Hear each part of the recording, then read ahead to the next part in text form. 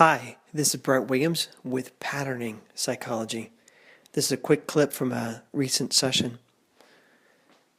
In this particular session, a young girl sat on the couch with her shoulders slumped, her head down,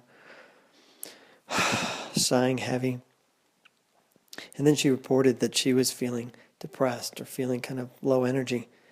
None of which she really needed to report because I could see it. I could see it in her body language. See, that's the thing about patterning. Everything is a pattern. Our emotions are all patterns.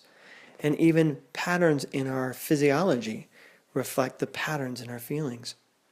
And so in this particular session, what I did with this girl is I began to play with her patterns, her body patterns, because body is one of the parts of who we are. And so we began to shift her body, and by shifting her body, she could shift her mood.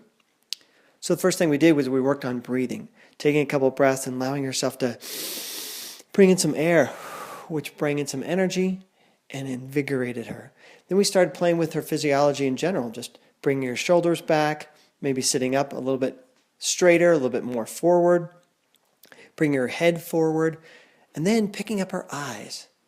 But the most important of all to me is putting a smile on her face, because it's really hard. In fact, there's a lot of great research that shows smiling, even when we fake smile, changes our level or experience in our emotions. It increases our energy.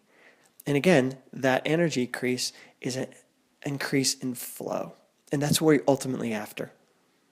So after we got her to shift her physiology, shift her actions, and then thereby shifting her mood, we then did a rapid patterning back and forth, going down, going to depression, dropping her head, and then feeling that shift in her mood, and then pulling her back up again, pulling her back up, pulling her eyes up, looking around, smiling again, allowing her to take a deep breath, and feeling how rapidly that pulled her mood back up again, got her energy back up into a flow state. Then collapse, then flow, then collapse, then flow.